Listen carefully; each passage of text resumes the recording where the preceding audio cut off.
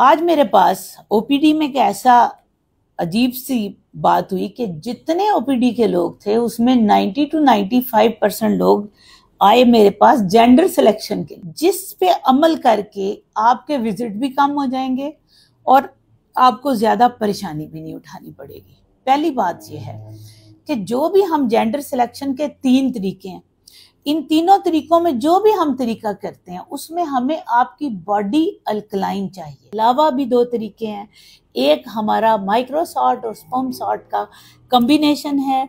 ये हम 2 तरीकों को कंबाइन करके आपके लिए ये प्रोसीजर करते हैं। इसमें भी 95% सक्सेस है। आपने अपनी वाइफ की जो है ना वो तारीफ करनी है, क्योंकि जब हम किसी की तारीफ करते हैं ना तो जिसकी तारीफ की जा रही होती है, चाहे वो सच्ची हो या झूठी हो, अगर अच्छी एक्टिंग से करेंगे तो उसकी बॉडी के अंदर वो हार्मोन्स पैदा। आज मैं जो कपल्स जेंडर सिलेक्शन यानी बेटे के इलाज के लिए या बेटी के इलाज के लिए आ रहे हैं, उनको मैं खास इंस्ट्रक्शंस देने लगी हूँ, जिस पे अमल करके आपके विजिट भी कम हो जाएंगे और आपको ज्यादा परेशानी भी नहीं उठानी पड़ेगी। पहली बात यह है कि जो भी हम जेंडर सिलेक्शन के 3 तरीके हैं, इन तीनों तरीकों में जो भी हम तरीका करते हैं उसमें हमें आपकी बॉडी अल्कलाइन चाहिए। बॉडी क्यों अल्कलाइन चाहिए? हमारी इंसानों की बॉडी या एसिडिक होती है या अल्कलाइन होती है। जब हम खुशी के मोड में होते हैं तो हमारी बॉडी क्या हो जाती है? अल्कलाइन। जब हम किसी से मोहब्बत के मोड में होते हैं तो हमारी बॉडी अल्कलाइन हो जाती है। अब आपने क्या करना है कि जब अपनी वाइफ को जेंडर सिलेक्शन के प्रोसीजर के लिए करके लाना है तो उसको अल्कलाइन रखना है, क्योंकि होता क्या है कि वाई स्पर्म हम जितने मर्जी छांटी करके रख लें वो एसिडिक एनवायरनमेंट में जिंदा ही नहीं रहते। तो अगर आपने अपनी बीवी के साथ इन मामलात पे अमल ना किया तो आपकी बीवी के स्पर्म उसके अंदर जो बीवी के अंदर स्पर्म जाने वाले सब डैमेज हो जाएंगे, क्योंकि वो वाई स्पर्म वहां पे जिंदा ही नहीं रह सकेंगे। तो आपने क्या करना है, अब मैं आपको तरीके बताती हूँ बॉडी अल्कलाइन करने के। एक तो हम आपके बॉडी के हिसाब से आपको हम डाइट चार्ट देंगे, ठीक है। इकरा बजाय आगे पीछे जाने के ना वहीं पे आप जूम कर सकती हैं, आप एक ही जगह रहें। अच्छा, आपको एक तो डाइट हम देंगे प्लान, दूसरा आपने अपनी वाइफ की जो है ना वो तारीफ करनी है, क्योंकि जब हम किसी की तारीफ करते हैं ना तो जिसकी तारीफ की जा रही होती है, चाहे वो सच्ची हो या झूठी हो, अगर अच्छी एक्टिंग से करेंगे तो उसकी बॉडी के अंदर वो हार्मोन्स पैदा होते हैं जो उसकी बॉडी को अल्कलाइन करते हैं। अगली मजे की बात क्या है कि उसको गिफ्ट लेकर दें, उसकी बॉडी अल्कलाइन हो जाएगी। आपने लाखों रुपया खर्च के आप जेंडर सिलेक्शन करा रहे हैं तो क्या फर्क पड़ता है, चंद हजारों का एक गिफ्ट ले दें अपनी बीवी को, उससे भी उसकी जो बॉडी है वो जब बॉडी रिलैक्स होगी तो डेफिनेटली उसकी बॉडी के अंदर अल्कलाइन एनवायरनमेंट होगा। अगला ये है कि उसको स्ट्रेस ना दें, कोई लड़ाई वाली बात ना करें, कोई टेंशन वाली बात ना करें।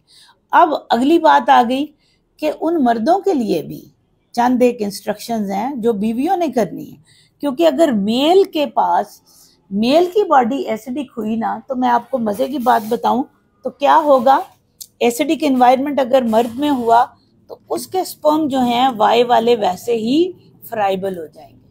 तो आपने क्या करना है, जिन दिनों जेंडर सिलेक्शन करा रहे हैं आपने भी अपने हस्बैंड के साथ उन्हीं चीजों पर अमल करना है जो मैंने हस्बैंड्स को बताई हैं कि अपनी बीवियों के लिए करें। उन्हें स्ट्रेस ना दें, उनकी तारीफ करें, हस्बैंड को भी तारीफ की जरूरत है, ठीक है। आप दोनों एक दूसरे के बच्चे हैं, एक दूसरे को अकोमोडेट करें। बीवी अगर नहीं कमाती तो बीवी तोहफा क्या दे सकती है, मेंटल रिलैक्सेशन का दे सकती है, उसके लिए उसकी पसंद का खाना बना सकती है, ये सारी चीजें हैं। अच्छा, अब अगली बात आपकी आ गई, ये तो मैंने आपको बता दिया बॉडी अल्कलाइन करना। अगली बात ये आती है कि आप लोग पेशेंट कोयटा से आ रहे हैं, नॉर्दर्न एरिया से आ रहे हैं, उसके बाद पता चलता है जब मैं उनसे बात करती हूँ तो पता चलता है डॉक्टर साहब हैं हम जेंडर के लिए आए हैं, मैं तो बिल्कुल ठीक हूँ, मेरा सीमन तो ठीक है, हम तो कल रात ही मिले थे, हम सैंपल नहीं दे सकते। तो आपने क्या करना है, मेरी बात याद रखनी है, 3 दिन के वक्फे से आना है। जब आपको अपॉइंटमेंट मिलती है तो जाहिर है उसी दिन की तो नहीं ना मिलती, तो आप 3 दिन का वक्फा करके आए, मियाँ बीवी ना मिले, कम से कम 3 दिन, मैक्सिमम 7 दिन। क्योंकि जब आपने यहाँ आना है ना, तो मैं आपको ये भी कह सकती हूँ कि जी आपने दोबारा भी सैंपल देना है, हमारा स्टाफ, ये भी मुमकिन है, तो आपने 3 दिन के वक्फे के बगैर नहीं आना, ये बात आपने याद रखनी है। और उस दिन घर से अच्छा नाश्ता खा पी कर निकलें, ताकि आपकी बॉडी में कोई ऐसी चेंजेस ना हो कि हमें रिपोर्ट जो है वो गलत आ गई दे, ठीक है। इसके अलावा आपने एक और बात, खातून का टेस्ट हमने करना होता है, खातून का हमने टेस्ट विजाइना से लेना होता है। तो आपने क्या करना है कि खातून ने उस दिन कोशिश कीजिए कि रात को आपका इंटरकोर्स ना हुआ हो, आपका कम से कम 1 दिन का वक्फा हो, ठीक है। दूसरा ये है कि कोशिश कीजिए कि आपने एंटीबायोटिक्स ना खाई हुई हो, अगर आप कोई एंटीबायोटिक्स खा रहे हैं तो उसको 1 दिन का गैप देकर आए, उससे हमें बेहतर रिजल्ट मिलता है। इसके अलावा इकरा आपको क्या प्रॉब्लम्स आती हैं जो लोग जेंडर सिलेक्शन के लिए आते हैं? हाँ, कॉन्ट्रासेप्शन, हाँ ये भी इम्पॉर्टेंट है कि कॉन्ट्रासेप्शन जो है आपके लिए कॉन्डम बिल्कुल ठीक है।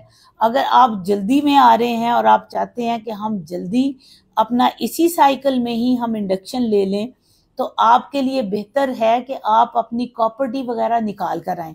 और एक और इम्पॉर्टेंट बात है कि पहले कॉन्ट्रासेप्शन करके आएं। कई दफा पेशेंट हमारे पास आते हैं, आज भी मेरे 2 पेशेंट पहले से प्रेग्नेंट थे, ठीक है, जिनको जो आए इसलिए हैं, जब हमने उनका, क्योंकि उनका एमिनोरिया अभी पीरियड्स को वेट कर रहे थे, तो जब हमने उनका बीटा HCG करवाया तो वो पॉजिटिव था, उनको ऑलरेडी प्रेगनेंसी है। तो कॉन्ट्रासेप्शन आपका स्ट्रिक्ट होना चाहिए, ये ना हो आप पहले ही बच्चा हो जाए, हमें आके पेशेंट कहते हैं डॉक्टर साहब ये तो हमें आपने बताया ही नहीं। इवन जब हम आपके टेस्ट करवा रहे हैं, आपको वेटिंग पीरियड में रख रहे हैं, अभी हमने प्रोसीजर नहीं किया, तब भी आप कॉन्ट्रासेप्शन जोन में रहें, ठीक है, आपने उसी जोन में रहना है, आपने उससे बाहर नहीं आना। इसके अलावा और क्या बात होती है क्या जो लोगों को प्रॉब्लम बनती है? सबसे बड़ी बात यह है कि आप दूर से आ रहे हैं, आपके टेस्टों की रिपोर्ट 15 दिन के बाद आनी है, अगर हम अर्जेंट प्रोसेसिंग भी करेंगे तो चलें हफ्ते बाद आपको दे देंगे। तो आप अपनी जाते वक्त व्हाट्सएप अपॉइंटमेंट लेकर जाएं, रिपोर्ट तो आपको घर बैठे भी ऑनलाइन मिल जाएगी, लेकिन मेरी मेडिकल ऑफिसर ने वो रिपोर्ट, व्हाट्सएप अपॉइंटमेंट का मतलब है कि आपकी रिपोर्ट वो मुझसे डिस्कस करेगी, फिर मैं आपका जो प्रोसीजर डिसाइड करूंगी वो प्रोसीजर वो आपको फोन पर बताएंगी। और उसके लिए आपने क्या करना है, आपने रिसेप्शन से व्हाट्सएप अपॉइंटमेंट बुक करवा के जानी है, अपनी फी जमा करवा के। मैम व्हाट्सएप अपॉइंटमेंट में कुछ पेशेंट्स का ख्याल रखते हैं कि मैडम बात करेंगी, मैं बता तो रही हूँ कि व्हाट्सएप अपॉइंटमेंट में मैं बात नहीं करूंगी, वो आपसे बड़े नॉमिनल से चार्जेस लिए जाते हैं, वो इसलिए लिए जाते हैं कि मेरी मेडिकल ऑफिसर मुझसे डिस्कस करके आपको बताए, उसके हम चार्जेस लेते हैं, ठीक है। बाकी अगली चीज आ गई ऑनलाइन अपॉइंटमेंट है। ऑनलाइन अपॉइंटमेंट आपको महंगी पड़ेगी, ऑनलाइन अपॉइंटमेंट जो है उसके लिए वेट करना पड़ता है। व्हाट्सएप अपॉइंटमेंट इमीडिएट होती है क्योंकि उनका आपके पास एक ही दिन होता है, तो आपको वो मेरी मेडिकल ऑफिसर बताएगी। इसके अलावा अगर आपको कोई सवाल हो तो आप मुझे ज़रूर बताइए। फिर दोबारा बताऊं, जेंडर सिलेक्शन ज़रूरी नहीं है कि आप महंगे तरीके से PGD के ज़रिए करवाएं। PGD के अलावा यानी टेस्ट ट्यूब बेबी के अलावा भी 2 तरीके हैं, एक हमारा माइक्रोसॉट और स्पर्म सॉट का कम्बिनेशन है, ये हम 2 तरीकों को कंबाइन करके आपके लिए प्रोसीजर करते हैं, इसमें भी 95% सक्सेस है। दूसरा तरीका है ISSF जो मेरा अपना पेटेंट तरीकाकार है, उसमें हर पेशेंट के हिसाब से टेलर मेड अप्रोच होती है, उसमें भी 95% हम आपको क्लेम करते हैं। आपको जो कुछ करवाना हो, आपके ऊपर कोई पाबंदी नहीं है, आपको तरीकाकार बताया जाएगा according to your own environment, your own test reports, ठीक है। फिर आपने खुद डिसाइड करना है कि आप कौन सा तरीका चाहते हैं। अगर आप आते ही PGD के लिए हैं तो तब भी हमें कोई एतराज़ नहीं है, ठीक है, मेरा ख्याल है आज की वीडियो इसके लिए काफ़ी है। खुश रहिए, फी अमान अल्लाह।